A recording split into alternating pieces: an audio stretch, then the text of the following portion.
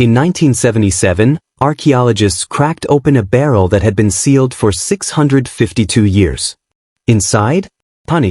Still edible. Still golden. Still capable of healing infected wounds. Now walk into any supermarket. Grab that plastic bear bottle off the shelf. What you're squeezing into your tea? It's not the same thing. Not even close. Here's what they don't tell you.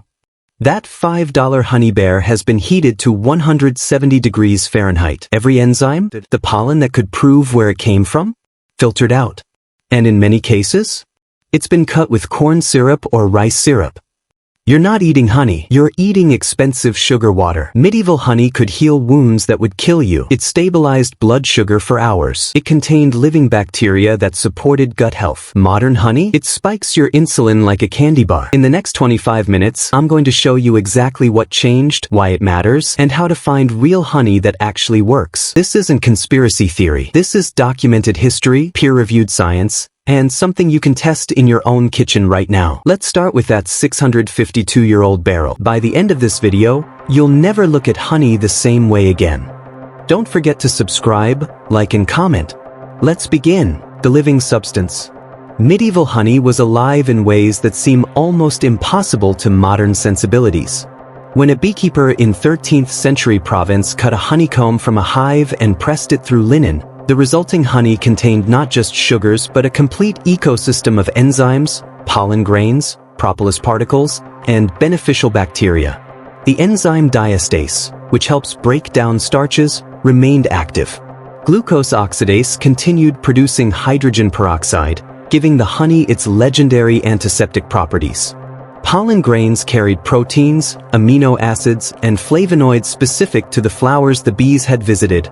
Wildflower meadows that hadn't seen pesticides, herbicides, or monoculture farming.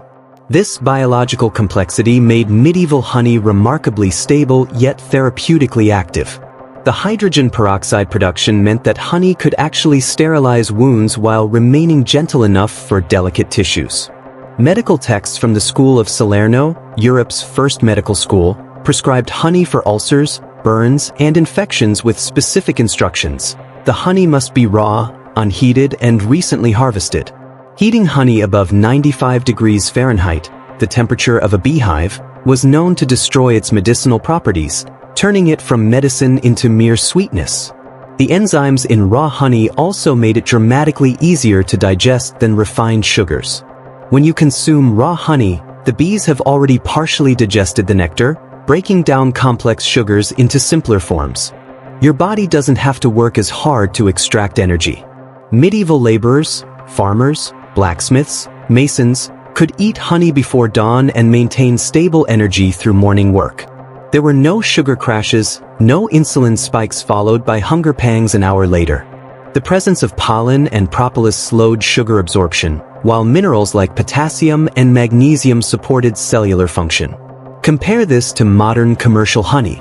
Walk through the production facility of a major honey distributor and you'll see industrial heating tanks maintaining temperatures of 150 to 170 degrees Fahrenheit. The honey is heated to make it easier to filter and bottle, to prevent crystallization that consumers have been taught to see as spoilage, and to pasteurize it into indefinite shelf stability. Every enzyme dies. The hydrogen peroxide production stops. The pollen is filtered out completely, partly to create a clear, uniform product, partly to obscure the honey's geographical origin. What remains is essentially a concentrated sugar solution, chemically closer to high fructose corn syrup than to the substance medieval healers trusted with infected wounds. The flower problem. Medieval bees foraged in a world that no longer exists. The wildflower meadows of 13th century Europe contained botanical diversity that seems extravagant by modern standards. A single acre might host 40 or 50 flowering plant species: clover, borage, vetch, wild thyme, heather, bramble, hawthorn, blackthorn, lime trees, field maples. Bees moved between these sources constantly, creating honey with a chemical complexity that reflected the entire ecosystem. Each flower contributed different compounds, different minerals, different volatile oils, different phytochemicals. The resulting honey was genuinely unique to its place and season. This diversity had direct nutritional consequences. Honey from heather-rich moorland contained different antioxidants than honey from lime tree forests. Spring honey, when bees visited fruit tree blossoms, had different properties than autumn honey from ivy flowers. Medieval beekeepers understood these distinctions instinctively. They knew that honey from certain regions or seasons was better for certain ailments. Modern analysis has vindicated their observations. Honey's therapeutic properties are directly linked to the botanical sources available to the bees. Today, most commercial honey comes from bees foraging in agricultural monocultures. In the American Midwest, bees visit millions of acres of corn and soybeans, crops that provide almost no forage. Beekeepers must truck their hives to specialized crops during bloom: almonds in California, oranges in Florida, clover in the Dakotas. The bees visit one crop, produce one type of honey, then move to the next monoculture. The resulting honey lacks the chemical complexity of multi-source medieval honey. Clover honey from a 1,000-acre clover field, while pleasant tasting, delivers a narrow range of compounds compared to honey from a biodiverse landscape. Worse, modern agricultural landscapes are saturated with chemicals that medieval bees never encountered. Neonicotinoid pesticides, fungicides, herbicides, all of these can contaminate honey. Studies have found pesticide residues in the majority of commercial honey samples tested.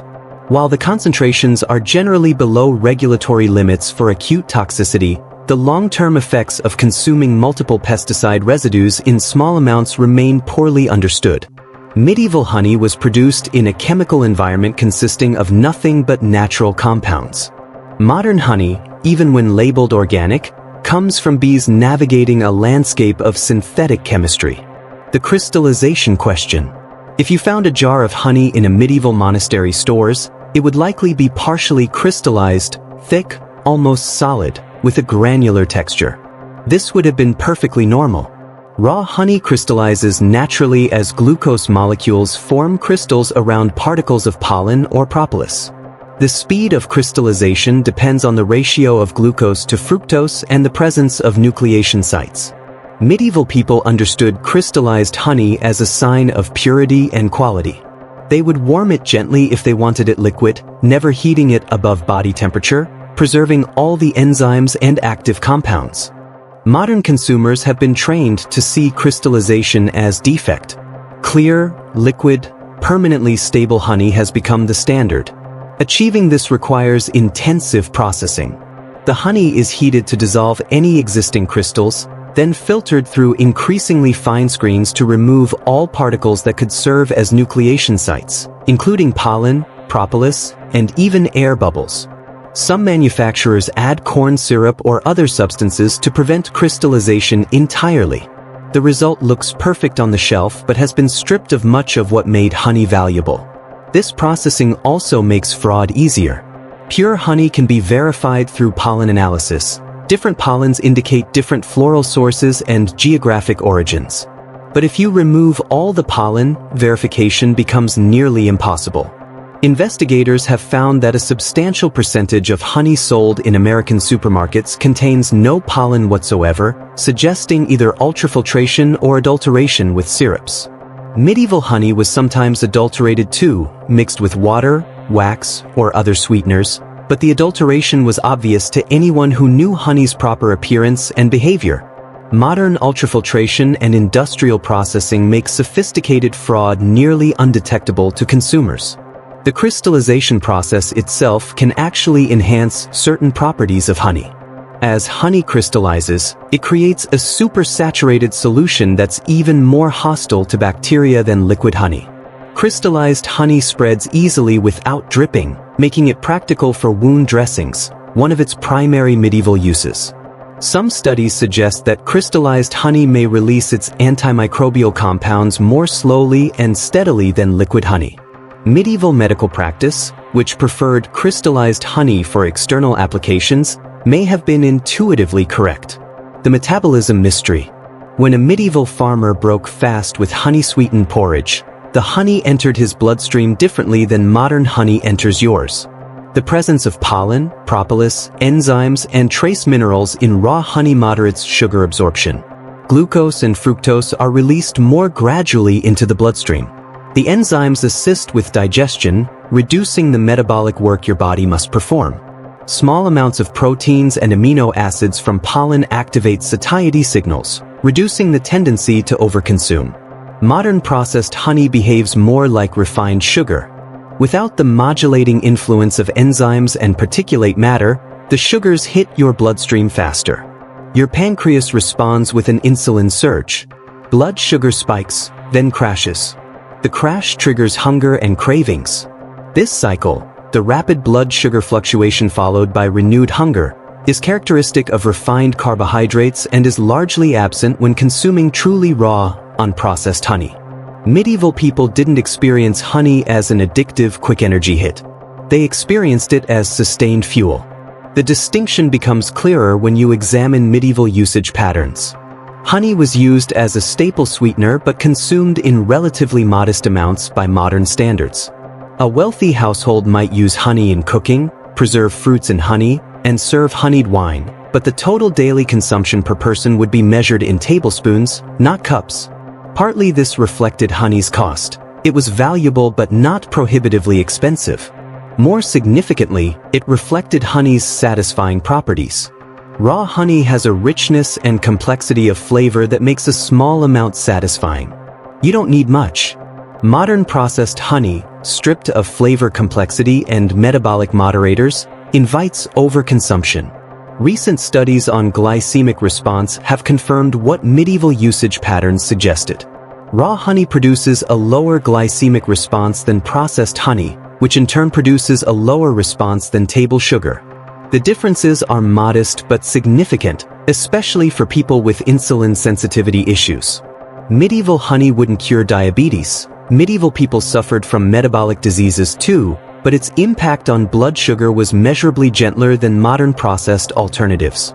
The Antimicrobial Archive. Medieval medical texts are filled with honey prescriptions that seem almost magical until you understand the chemistry. Honey for infected wounds, honey for coughs, honey for digestive ailments, honey mixed with herbs for eye infections. The Trotula, a 12th century medical compendium from Salerno, prescribes honey for more than 40 different conditions. Modern skepticism about these ancient treatments has gradually given way to scientific validation. Raw honey really is antimicrobial, anti-inflammatory, and tissue regenerative in ways that processed honey simply isn't. The mechanism centers on hydrogen peroxide. When glucose oxidase in raw honey reacts with glucose and water, it produces hydrogen peroxide, the same substance used as a disinfectant in modern medicine. But honey's hydrogen peroxide is generated slowly and continuously, creating a gentle, sustained antimicrobial effect without the tissue damage that concentrated hydrogen peroxide can cause. The low pH of honey, typically 3.5 to 4.5, creates an acidic environment hostile to most bacteria. The high sugar concentration creates osmotic pressure that draws water out of bacterial cells, desiccating them. Together, these properties make raw honey nearly impossible for bacteria to colonize. Medieval physicians didn't understand the chemistry, but they understood the effect. Honey-dressed wounds healed faster and cleaner than wounds treated with other substances. Modern clinical studies have confirmed this observation. Raw honey outperforms many modern wound dressings for certain types of injuries, particularly burns and chronic ulcers. Hospitals in New Zealand, Australia, and parts of Europe now use medical-grade honey for wound care. But here's the crucial distinction: medical-grade honey is raw, unheated, and tested for enzyme activity. The honey in your supermarket bear bottle has been heated to temperatures that destroy glucose oxidase. It has lost its antimicrobial properties. It's just sugar water. The anti-inflammatory properties of raw honey are equally impressive. Propolis, the resinous substance bees collect from tree buds and mix into their hives, contains flavonoids and phenolic compounds with potent anti-inflammatory effects. Raw honey contains propolis particles. Processed honey does not. The filtration removes them. Medieval honey's effectiveness against coughs and respiratory inflammation, documented in countless medical texts, almost certainly derives from these propolis compounds. Modern cough syrups often contain honey for its soothing properties, but using heated, filtered honey means forfeiting the anti-inflammatory compounds that made medieval honey genuinely therapeutic. The adulteration economy. Medieval markets weren't innocent of honey fraud. Unscrupulous merchants would water down honey, add wax shavings for weight, or mix in cheaper syrups. But medieval honey fraud was limited by technology. You couldn't create a substance that looked, tasted, and behaved exactly like honey without actually having honey. Customers could verify quality through appearance, taste, and crystallization behavior. Guilds and market inspectors could identify obvious adulterations. The fraud was crude and usually detectable. Modern honey fraud operates at a different level of sophistication. Ultra-filtered honey from China, often produced from bees fed sugar syrup rather than foraging on flowers, enters global supply chains. Rice syrup and other substances are added to extend volume while maintaining honey-like viscosity and sweetness. Isotopic testing can sometimes detect these adulterations by analyzing carbon ratios, but such testing is expensive and rarely performed on retail products. Estimates suggest that up to 75% of honey sold in American supermarkets has been ultra-filtered to remove pollen, and a significant percentage contains added syrups. The economic incentives are powerful. A pound of genuine raw honey from a small-scale beekeeper costs $15 to $20. A pound of industrial processed honey costs $5. A pound of honey adulterated with rice syrup costs even less to produce. For large food manufacturers, the temptation to cut costs is overwhelming. Consumers can't tell the difference through casual observation. Ultrafiltration and adulteration have become sophisticated enough to fool most people most of the time. Medieval honey fraud was at least honest in its dishonesty. A merchant who watered down honey knew he was cheating and risked consequences if caught. Modern honey fraud often operates in gray areas of regulation and definition. What percentage of added syrup transforms honey into honey product? How much filtration makes something no longer qualify as honey? Different jurisdictions have different standards, creating opportunities for mislabeling and regulatory arbitrage.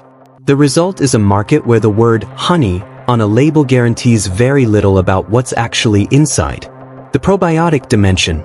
Recent research has revealed another layer of medieval honey's superiority. It contained beneficial bacteria. Raw honey isn't sterile. It hosts a community of bacteria and yeasts that can survive in its extreme environment.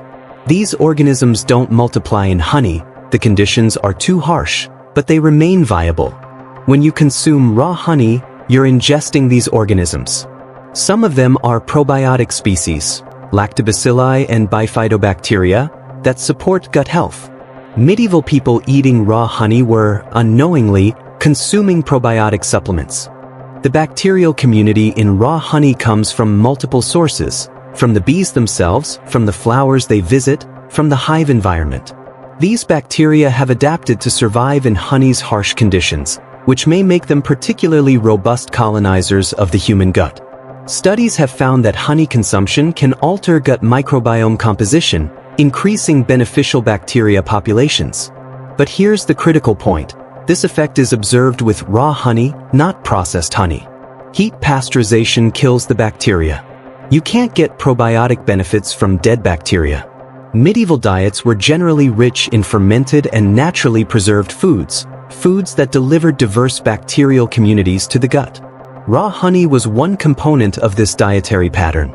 Modern Western diets, dominated by heat-processed and preservative-laden foods, deliver almost no living bacteria. We've recognized this deficit and turned to probiotic supplements, spending billions annually on pills containing freeze-dried bacteria. Meanwhile, we've systematically removed naturally occurring bacteria from foods like honey, then wondered why our gut health has deteriorated. The symbiotic relationship between bees, flowers, bacteria, and humans reveals itself in layers.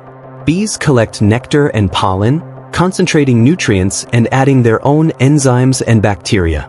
Humans consume this complex substance, benefiting not just from sugars but from the entire biological system the honey represents. Break that system, heat the honey, filter it, strip away everything but sugar, and you've severed the symbiotic relationship. You're left with calories but not nourishment. The modern raw revival. Small-scale beekeepers today are rediscovering medieval practices, often without realizing they're doing so. These beekeepers, sometimes hobbyists with a few hives, sometimes farmers integrating bees into diversified operations, produce honey using methods that would be recognizable to a 13th century beekeeper. They extract honey by crushing comb and straining through cloth, never heating, never filtering beyond removing visible wax particles. They leave the pollen, propolis, and enzymes intact. They bottle the honey still slightly warm from the hive, letting it crystallize naturally. This honey costs more, sometimes 3 or 4 times as much as supermarket honey. But the price reflects actual production costs and the value of genuinely raw, biodiverse honey. It also reflects smaller-scale operations without industrial efficiency. Medieval honey was expensive too, relative to other sweeteners. It was treated as valuable, used carefully, appreciated fully, never wasted. Modern raw honey from responsible beekeepers deserves the same respect. Finding this honey requires work. You can't trust labels alone. Raw and unfiltered are marketing terms without rigorous legal definitions in many jurisdictions. The best strategy is direct connection. Farmers markets, local beekeepers, small-scale producers who can explain their process. Look for honey that crystallizes. Look for honey with visible pollen or propolis particles. Look for honey that's opaque rather than crystal clear. These are signs of minimal processing. Some beekeepers are going further, recreating the floral diversity that fed medieval bees. They're planting wildflower meadows, preserving hedgerows, allowing weeds to flower in pastures. These beekeepers understand that honey quality begins with what the bees eat. A bee foraging on diverse wildflowers produces honey fundamentally different from a bee foraging on pesticide-treated monoculture. The movement is small but growing, driven by beekeepers who care more about honey quality than production volume. Conclusion: the transformation of honey from medieval medicine to modern convenience food tracks the broader industrialization of our food system. What we gained, low cost, uniform appearance, indefinite shelf life, came at the expense of biological complexity, therapeutic properties, and nutritional value. Medieval honey was alive, diverse, and chemically rich. Modern honey is dead, uniform, and essentially sugar. The difference matters more than we've admitted. You can't recreate the medieval honey economy. We live in a different world with different agricultural systems and different bee diseases that require different management. But you can make better choices. Seek out truly raw honey from beekeepers who prioritize quality over volume. Accept crystallization as a sign of authenticity rather than defect. Use honey sparingly, as medieval people did, appreciating it as something valuable rather than just another sweetener.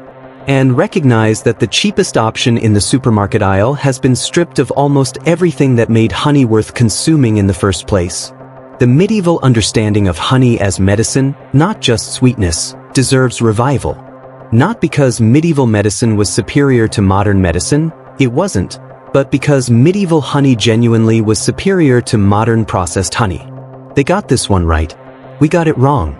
The good news is that correction is possible, one jar of authentic raw honey at a time.